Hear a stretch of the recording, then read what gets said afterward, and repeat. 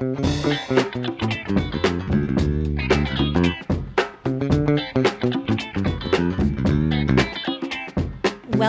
to Sage-Based Wisdom. I'm Jana Schmieding. I'm Brian Bahe. We are podcasting to you from the sacred homelands of the Grove.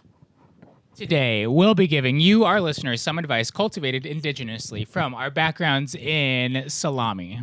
And Doritos. If you're a frequent listener and want even more of us in your life, consider becoming a official Wise Ass member. You're a Wise Ass, Harry, by going to sagebasedwisdom.supercast.com. We want to start today by seeing sort of what advice or what's going on the algo. Yeah. Let's quickly talk about the algo, Bri. My algo? Our algo. Our algo. Our current algo. Well, I'm back on TikTok.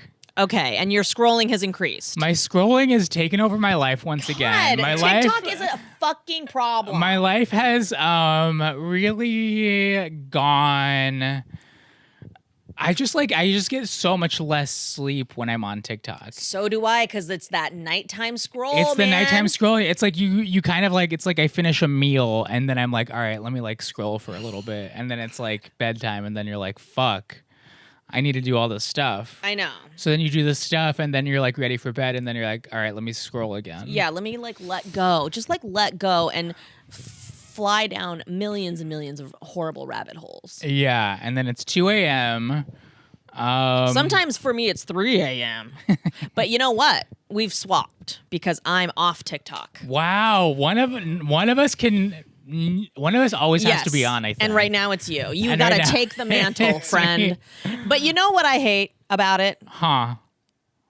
I miss it. I miss TikTok. That's crazy. How long have you been off? I've been off for probably 2 weeks now. Wow, you should have. That's like long enough for you to have fully broken. Can I tell you? Well, listen, I'm not craving it anymore. Every day, my like, what do you call it? My spirit? What is the, when you're in recovery? Addiction. My addiction. Every day it gets less and less. Like my need to look at TikTok. My strange addiction, TikTok edition. I feel like I have broken through, but not urge? impulse, but yeah, like my urge. What is it called when you are going through active addiction and withdrawal? Withdrawal. My withdrawals are decreasing every day. You're at the methadone clinics. And here's what I'm taking as my methadone. Instagram Reels. And they are stupid. Honestly, I am there with you. When I wasn't on TikTok, Instagram Reels was enough to scratch that itch. It scratches the itch and it's dumb as shit. You're kind of like, this is so watered down. And what is it about Reels that I think is a different? little bit, it's just entertaining enough for you to get your kind of like rocks off. But then it's also not entertaining enough that you don't spend a lot of time on it. I think that the difference is, it's like the difference is Instagram Reels, first of all, they're not pumping a bunch of ads like every third swipe. Sure. TikTok, I found toward the end, I was like, God, everything is sponsored content. It's all people trying to be like, I've got this lip gloss, and it's like all that. Yeah. And I can't vibe with that. Oops. I think Reels are just like not as engaging or something. There's just like less. Yeah. There's less oomph. Yeah. They're kind of, in a way, what TikTok was for me originally, which is like, whoa, this is fucking weird. Now when I'm on Reels, I'm like, whoa, I'm getting some weird shit in there. That's like, I'll say this, the algorithm isn't as strong on Reels. Right. So you're agree. Not like, you even if you like one cat video, it's not like, okay, now we're going to pump your algorithm full of like a million cat videos. It's like I'm getting fucking like cooking videos and I don't cook ever. And I'm like, what? This bitch doesn't understand me. And then I close the app. And thank you for not understanding me, Instagram. Yeah. TikTok is actual poison, and I am going through with active withdrawals, and I think that I'm kind of slowly moving away from the socials. That's incredible. As we know, this is theoretically week 4 or something of me vlogging. I stopped vlogging after week 1. Where are the vlogs, Bri? I stopped vlogging after week 1 because everybody announced on social media that they were deleting TikTok. Yeah. Because it's basically Russian spyware. I mean, we have always known that, but now it's kind of like it's for real. Yeah, and I was like, wait, the whole point of me vlogging was to get my name out there. But here's what I'm saying. You got to work with what you got. So you're saying I still post on TikTok? Yeah. And I already said this to you privately, but I'm going to say it publicly now. Put it on Reels. Again, Reels is so stupid. Nobody's looking at Reels. We're just looking at our main. I was actually hoping that like TikTok would pop off for me in enough of a way that when I transitioned to Reels, I would have a built-in audience. You got to do way more vlogging than you're doing for that, I bro. I know. I'm not seeing hide nor hair of the stand-up, the 1 hour special. Well, yeah, because you're not on vlogs. TikTok. Are you doing them still? No. Every day, Brian. No. I would know. I'm so addicted to TikTok that I would spiritually know that you are posting daily on TikTok. I'll do a video right now. You better start making those goddamn videos. We need them. Oh, wait, that was a selfie. But I am going to say this. You are still working on an hour. Yeah. I mean, that's a goal. I actually am. And I think the vlog or not, like, listen, vlog is a fun little pastime. Yeah. That you were using as a kind of an accountability tool, I think. Yes. But I really in the scope of it. I've done a lot of self-reflection, and I think 2025 for me was the comedy equivalent of a gap year. Okay, I sabbatical, kind of like if it was you a will. sabbatical. I really pushed the limits of what it meant for me to take some time off. You know, I was like, for a month here, I was like, I'm going to take some time off. For 2 weeks there, I was like, let me take some time off. And then it all kind of snowballed. And by the time the end of the year rolled around, I was like, wow, I actually, stand-up wise, have accomplished almost nothing. I treaded water and I basically ended where I started in a way. Okay. And so now with the vlog, with me kind of setting a bit of a goalpost, I have been like, okay, yeah, I forgot what it was like to have a goal in mind for stand-up. So I'm really like, all right, let's see what we can actually do. So having the goal in mind is motivating. 100%. We love that. I don't know how people are operating without goals. I mean, like, I guess that is what New Year's resolutions are. That's kind of what they're supposed to be. But here's what I'm going to say. Again, as a former teacher, like, I swear to God, like 90% of instruction is like helping kids to set their own goals. Yeah. And then work toward them. Having goals is huge. It's so huge. And I got to say to all of our listeners, if you don't have a goal, fucking make one. Get a fucking goal. Goal it up, okay? And the goal, here's what I'm going to also say about the goal. Make it specific. And make it realistic. Make it so that you can actually achieve it. Don't set goals that you're not going to do. But also set goals that are a little bit like crazy. I think here's my method, and honestly why I kind of get a lot of shit done. I set a big fucking goal. And then within that big ass goal, I set tangible, realistic goals, steps to get there. I like a big goal because for me, in order to get to the big goal, I'm like, okay, I need to set some short-term goals as well. The short-term ones are the ones for me that are very reasonable, within reach, doable. And for me right now, that is kind of just like doing stand-up most nights of the week as I can. Do you have a tour in mind? No. Or like traveling to do stand-up in mind? Yeah. Because that's a little bit of a bigger goal. It's a bit of a bigger goal. But you haven't actually said it yet. I haven't said it yet. There's stuff in the works for that. That's good. But even just like doing open mics is like enough of an accountability goal for me. Totally. I'm like, oh yeah, I forgot what it was like to do this. I have one more thing to say about goals, and then we need to look at the algorithm. But the thing I'm going to say is performance is a great accountability tool. This is, I think, why a lot of like performers are also good executors in like other things in their life, and I'm including comedians in that. Performance is a great accountability accountability because you know you're gonna stand up in front of people and deliver something. Right. It's like like people don't think about that when they think about goals. They're like, okay, I'm gonna write a book. Yeah. Where's the accountability in that?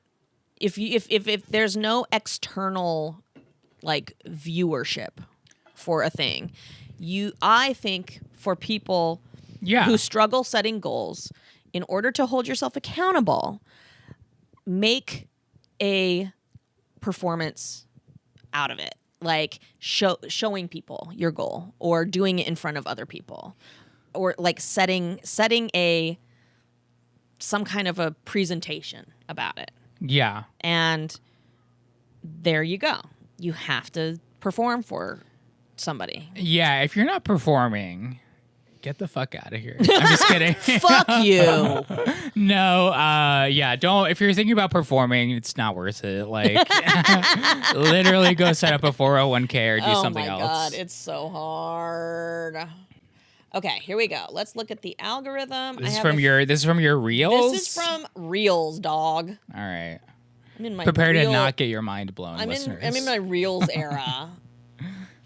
Yeah, do prepare to not get your mind blown. It's very rarely advice anymore. It's just weird fucking shit. Wait, I do have something that's advice. But let's see what this is. Love corporate slop goals. They fuel my body and soul, so I can be a productive worker. The faster I eat my slop, the sooner I can go back to my email job. It tastes like optimization. My favorite flavor. Imagine if private equity was a restaurant, or if you could make AI-generated food when I eat my slop. I become one with the algorithm that created us. For only $18, I never have to think about what to cook for lunch, because my corporate slop mommy makes it for me. It's healthier than fast food after all, and fully customizable. I love having all these choices. Your little local spot can't do that. No, I prefer authentic, fast casual. It is my duty to support Big Slop. It goes perfect with my corporate housing development and cute little rental bikes. Nevertheless, the slop persists. This is a little bit annoying to me. I think it's a little bit annoying because I feel like they're like kind of like serving in a way. They're like, oh, I'm gonna make this piece of media that really sticks it to the man, but it's like their end game is views, which is feeding. It is. It's like doing exactly what it doesn't want to do. It's hypocritical. Exactly. Yeah. Which it almost like... Yeah, how much time do you think it took somebody to make this? Probably... It has 129 likes. Okay. Oh, no. 129,000 likes. Sorry. And 173,000 shares. It's almost like... Yeah, I feel like this, like, it resonates with, like, Urban Outfitters culture. Like, if you ever shopped at Urban Outfitters, you would come across that and be like, oh, yeah, that's, like, I vibe with that, man. Yeah. Okay, let's watch your advice. Okay. I'll put it in the chat, but also, what is this, TikTok? Yeah, you have all the good shit, because you're on TikTok. TikTok. I'm going to put this in the chat so that you can... Okay, I have 2. Actually, I have 3. Just do one. All right, this one's short and sweet. You need to be joie de vivre maxing. You need to be loving your life. You need to be flirting with the cashier, but like not in a problematic way. You know what I'm saying. Joie de vivre maxing. I think it's just joie de vivre maxing. That's Okay, really doing something here's for me. here's what I find annoying about that. Okay. Everything is maxing now. Interesting. Everything is maxing. Interesting. It's like joie de vivre maxing, slop bowl maxing. It's Maxi like pads maxing. Yeah, it's like I should create a fucking TikTok or a Instagram reel about period maxing. Maxi pad maxing. Maxinista maxing. But I agree with this guy. We should be joie de vivre max. Also, he has a cool vibe. He has like long hair. Agree or disagree on that? I think I just like have a crush on him. You have That's a crush why. on him. I think he's giving 1970s pedo uncle vibes. You need to be joie, because joie de vivre is basically throwing caution to the wind, right? I thought that joie de vivre is sort of like having vibes, like kind of like having Riz. You think so? Joie. I thought de joie de vivre? vivre was like joie. I guess we need to learn French. Joie de vivre, the joy of living, referring Okay, to a yeah. cheerful, exuberant, and often deep enjoyment of life. Okay. Yeah. Embracing both small everyday pleasures and broader passions. That makes sense. Embracing small pleasures and just like living joyfully, yeah. enjoying life. Yeah. I mean, right now you really need to be doing that. Oh God, absolutely. Yeah. I couldn't agree more that we must be getting offline and out into the world and enjoying things.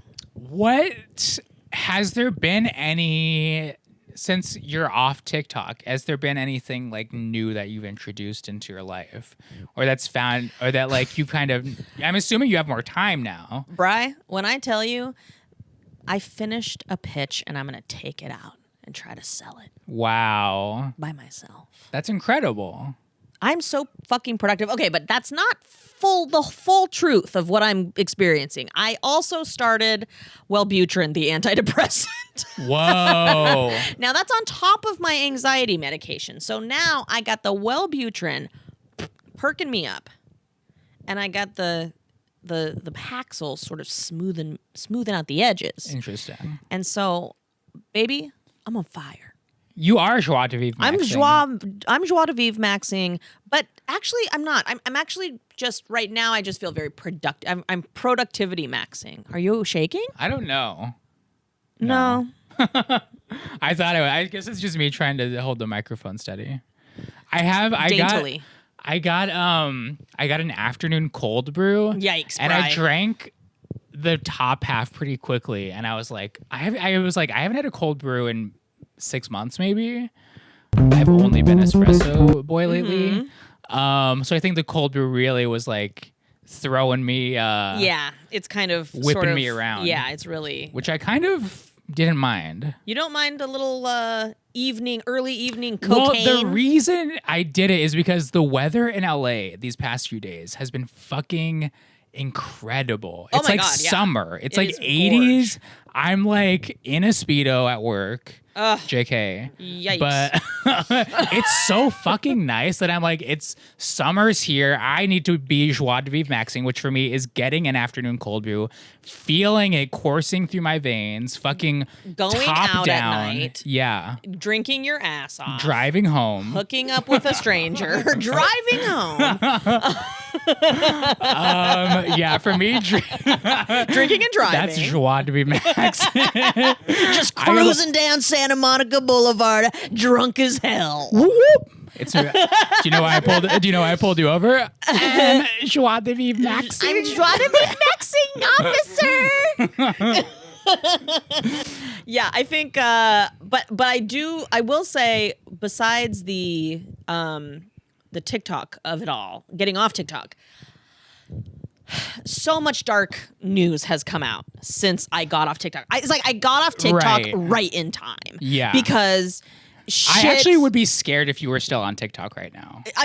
For you. Yes. For me, I am sort of like the kind of person who like I'm a little bit addicted to the news. I'm nervous about what's happening in our world and in our culture, and what's happening now is simply atrocious. And so I'm glad I'm not scrolling every night until 3 a.m. About the Epstein files of all things. Sure. You know what I mean? Like, it's dark. Yeah. So yeah.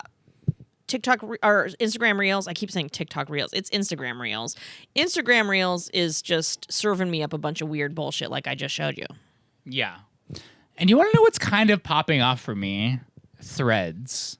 Okay, girl, Threads? I'm back on Threads too. Threads feels like it's 2013. Yes, it's early. And I'm kind of Twitter. like, wait, everyone's doing like the same tired ass memes, but I love it. I love it. It's like going back in time to when we were free to say shit. I'm on Threads ripping into Kristi Noem every damn night. My favorite meme has been, okay, this is semi-political, but not really, which is Don Lemon getting arrested. But then his husband escorting him out of the courthouse. His husband is fucking angry as like his face is like, I don't play games.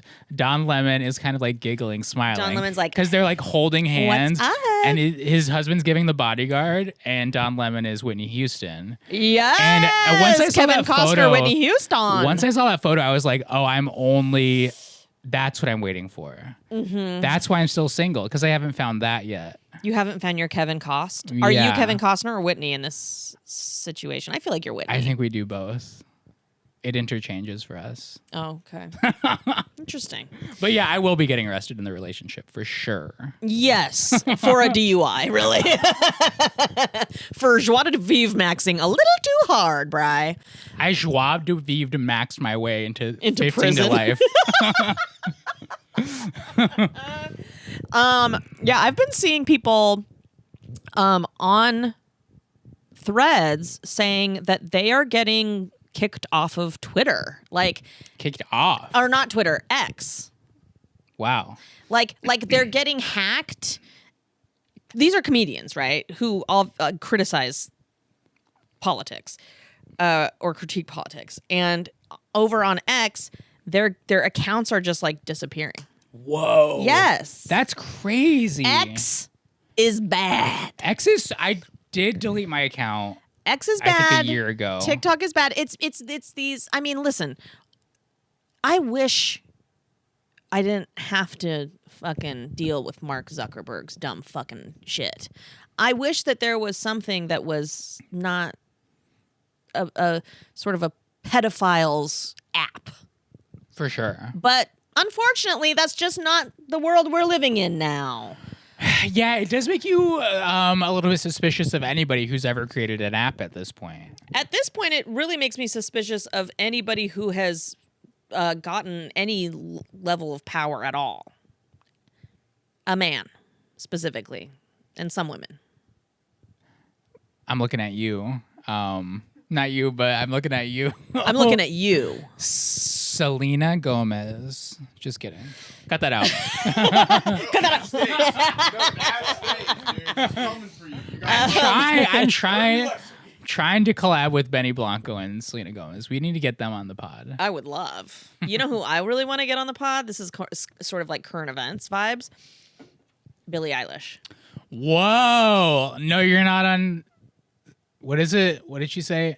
You're not. No one's free on stolen land. Yeah.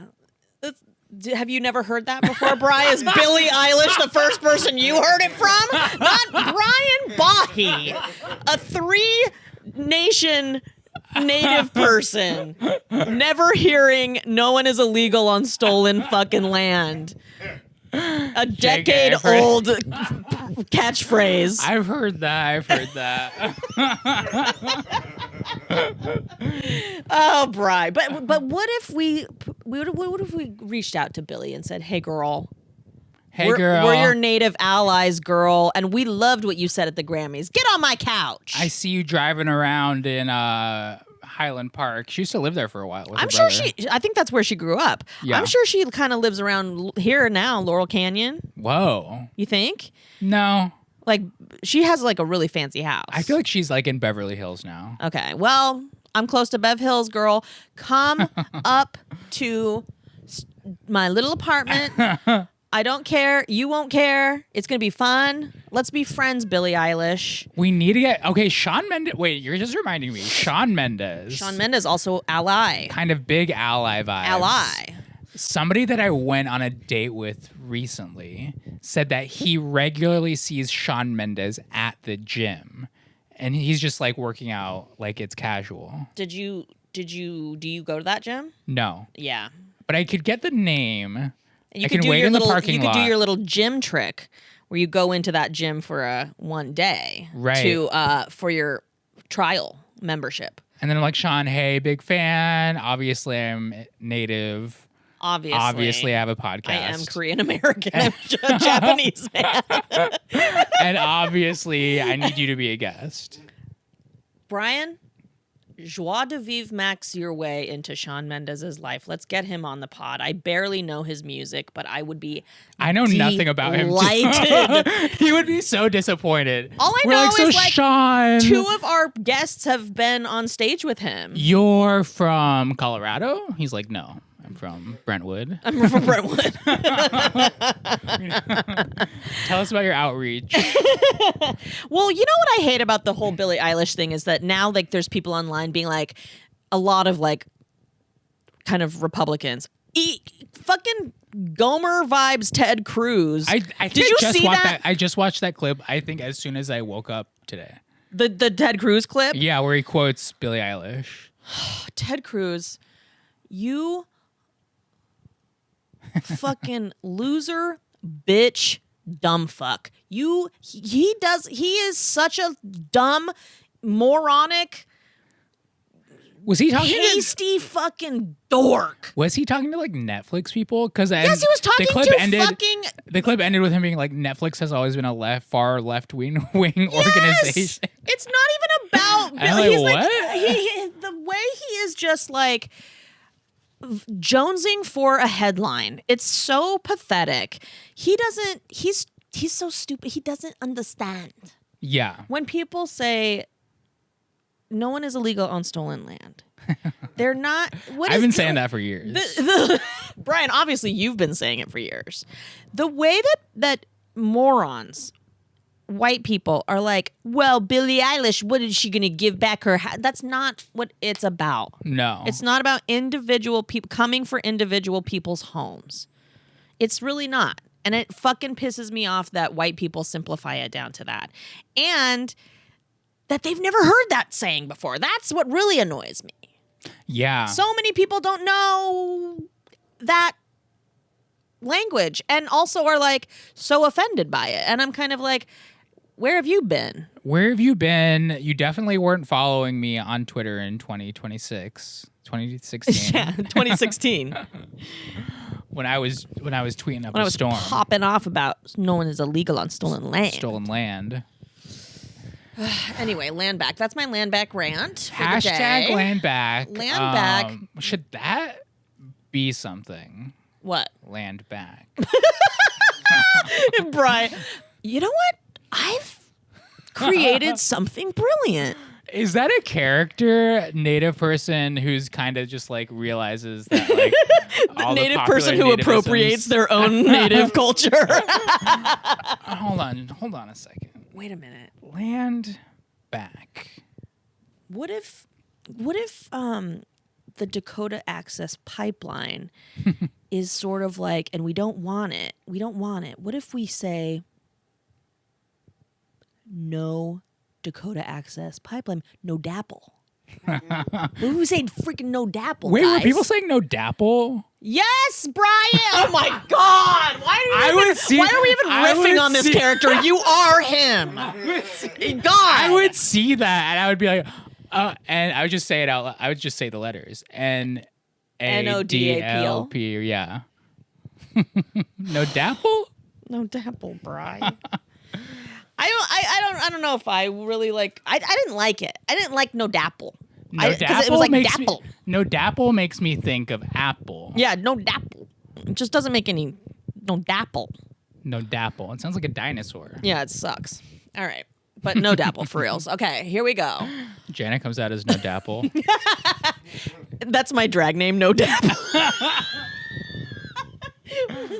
So stupid. All right. Hey, Sage-Based Wisdom. I have recorded this multiple times, and I realize I talk too fast. I'm a long-time listener, first-time caller. I am procrastinating an assignment today, and I've low-key been going through it for the past few months. I am graduating soon, and I don't know what I'm going to do after. I applied to grad school, don't think I'll be getting in because lack of federal funding. I know I want to return home to what Brian calls upstate California, but I can't afford to live there unless I live with my family, and I can't do that mentally. My true dream in life is to care for community, to have a homestead, and to raise a family. Maybe I'll become a doula, a Waldorf teacher, I don't know. We'll see where life takes me. The problem is, going back to the idea of a family, I am not in a relationship right now. I know I want a native man. I'm native too. And I think if you're committed to your culture and your community, that's sexy as fuck. But all the native men I'm interested in are either too old or avoided. But like maybe that's not the best thing for me to do right now. I also want to mention in earlier episodes you've talked about allergies to gluten not being real, and they are 100% real and big throughout Indian country because our bodies are not meant to process that, just like dairy. Yeah, I'd love to hear your thoughts on anything. Thank you. Okay, I identify as a native person, and I'm also a little bit white, and my body can process dairy, and it can process most dairies, and it can process gluten. It loves gluten. My white side likes to gobble at that gluten. And I stand by my statement, which is, sure, some people are gluten intolerant. I get it, whatever. But it's a fucking dog whistle for fat phobia. That's all I'm going to say about that. What do you think of this I mean, person? I stand with the glutens. Brian, I couldn't hit I you stand more with in the this episode. glutens. You're pissing me off. You're pissing me off, Bri. Blame it on the cold brew. Bri? I hate you when you're on your cold brew. I'm snatched on cold brew right now. Brian's zooted on fucking cold brew. Okay, so the question is, she's graduating college, doesn't apply to grad school, isn't sure if she's getting in. Because federal funding. So federal sorry, funding. that's literally so fucked. Doesn't want to move back home to Upstate Cali. because moving upstate means moving in with her family again. Right. Which she does not want to do. But she does want to invest in community. And she does want to snatch up a native man. Although native men are avoidant and what does she say? They're either something or avoidant. The ones she knows right now are old or avoidant. Old or avoidant. Honey, welcome to the club. Yeah, take Bri for example. I actually think she's on. I think she's doing everything right. I think she is speaking to what we talked about earlier, which is like having a lot of long-term goals. Mm-hmm. I think she knows what she wants, which is so important. Mm-hmm. And it's great, but it's kind of like the steps that it takes to get there are, have a bit of obstacles as they should, as any kind of like life has in a way. Well, and it's also like you may not get into grad school. You may not. Okay, here's Now. my thing with grad school. Grad school is kind of like, it's one of those things where it's like cool if you go, but also you don't need it. God, I know. Well, some professions do need it. Like if you're going to be like a teacher or something. I had to go to grad school, but the way I was like, just teach me how to teach, and then I'll learn it. But like grad school, like here's how I feel about grad school. I want to go to grad school now. I'm Yeah. in my 40s. Like, I want to go to grad school now. Yeah. Where I have like a super highly developed sense of like interest, a stud, like I have the capacity. Yeah. But you don't have school is always there.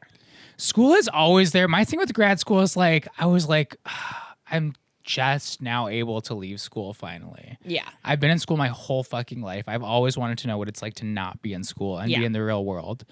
And it's like not being, just getting a job or trying to be on the job market for the first time is so like, you really have to like be like, okay, this is what, can I apply everything I've learned from school into this?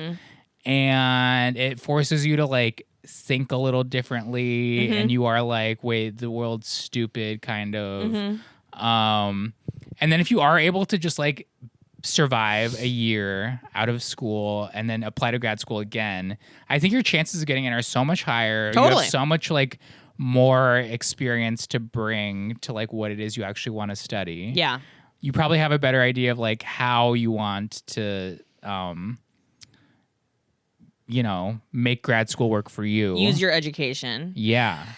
So if I'm hearing this correctly, Bri, you're sort of advising she not pursue grad school at this time. No, I think pursue it, but I don't think not getting in should be discouraging Got in it. any way. Yes. I think it's one agree of those with things that. where it's like, okay, if you don't get in, fine, you can roll with the punches, and then Love next year that. apply again. You know what you should be doing this year? Joie de vivre maxing. Joie de vivre maxing. You should just go out into the world and joie de vivre max. And whether that means you're going to grad school, you got a full ride, you got all that federal funding, or you're going to go back to your community and embed yourself and just like kind of do some organizing. Joie de vivre the fuck out of it. It sounds like you have just like a lot of choice in the matter. You have stuff. Endless options. Yeah. Fucking work at fucking Best Buy, Best Buy are there Best Buys? I don't even know. I think there are. I think Best Buy is like the last like store for physical media. I think I was obsessed with like having a shitty job my entire life, because I think so much of like the TV and movies I watched were about people who had shitty jobs, that I was like, I need to know what that's like.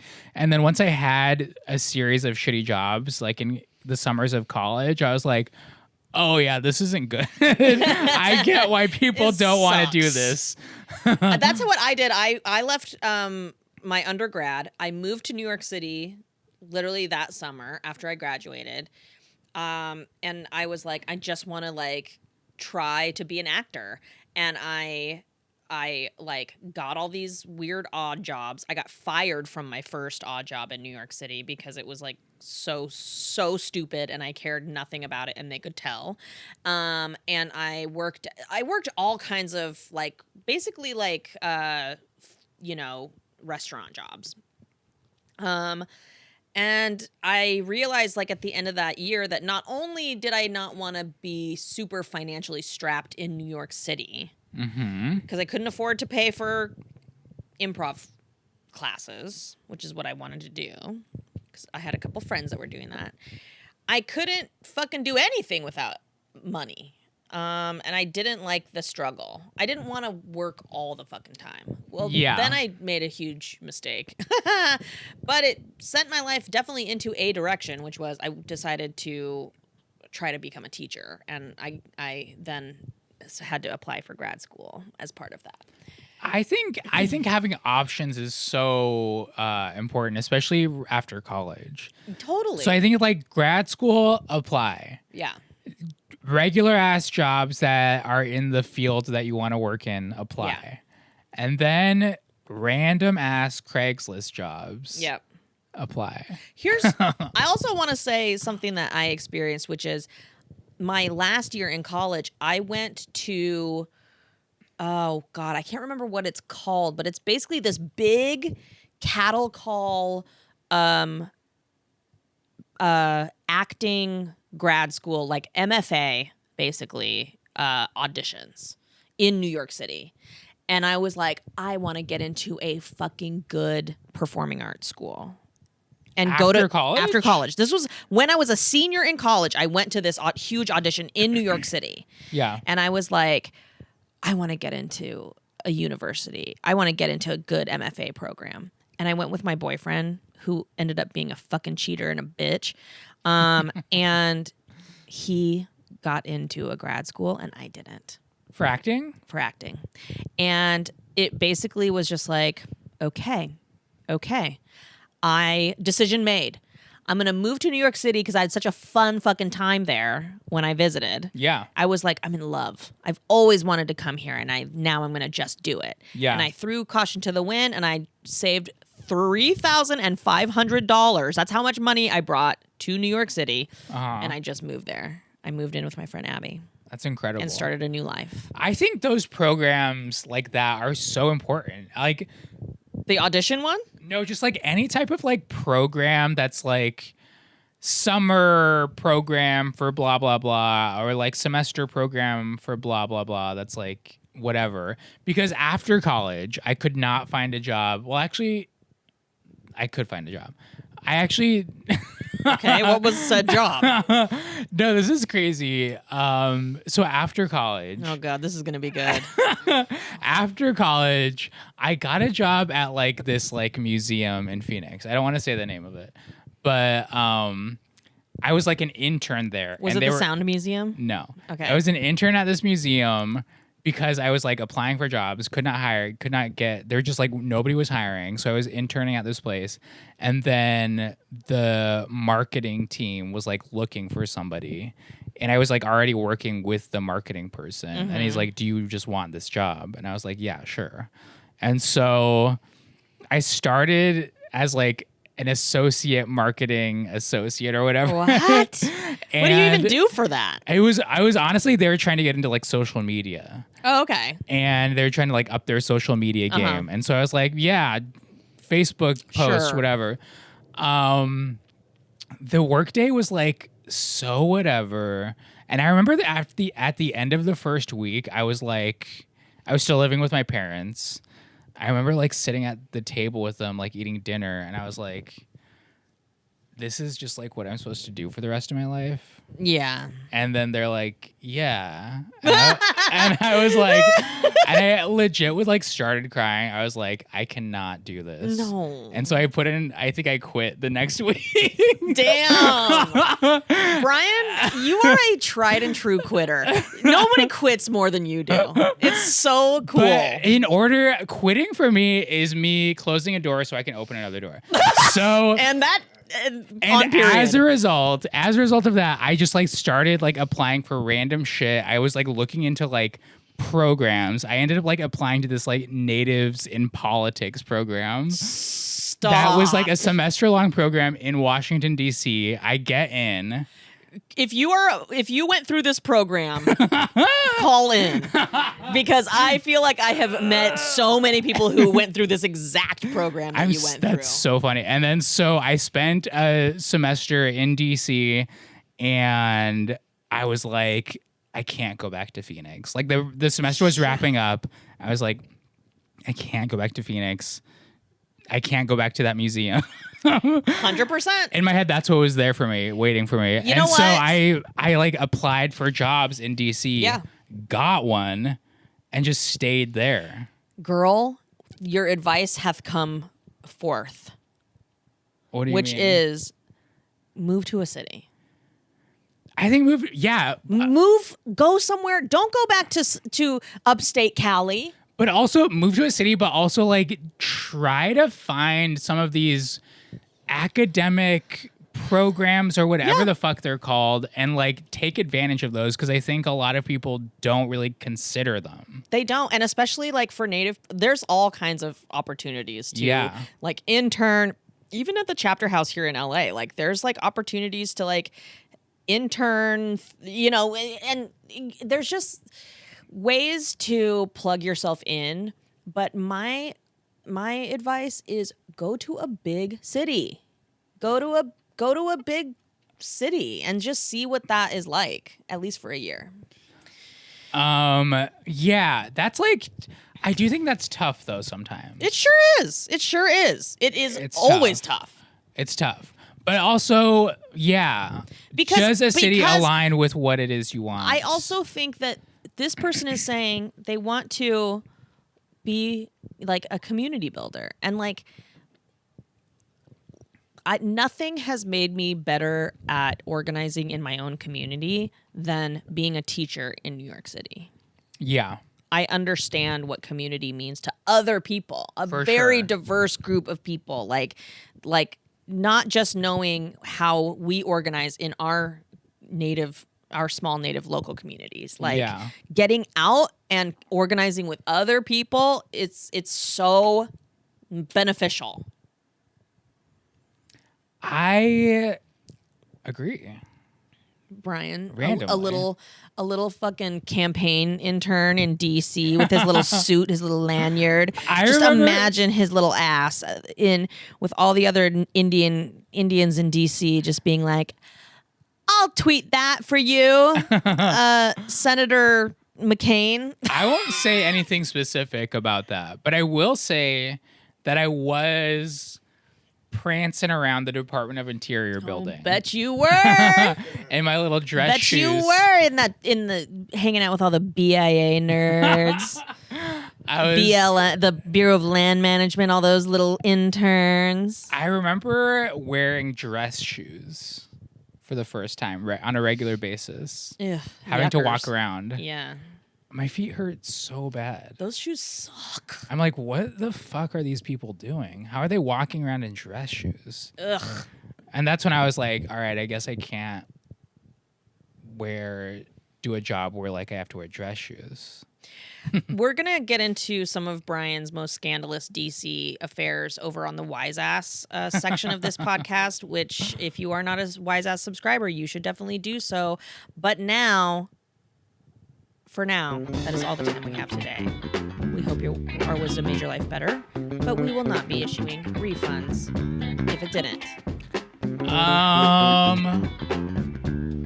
If you or anyone you know needs advice, has a question for us, or just wants to chat about something, leave us a message. There's 3 different ways to do that, and you can find them in the show notes, and we'll give you our smudgiest, sagiest, solicited advice. As always, we'd love you to follow us wherever you listen to podcasts and on YouTube. And again, support our work by becoming an official Wise Ass by going to sagebasedwisdom.supercast.com. Thank you for tuning in. Go, Nay. Doksha.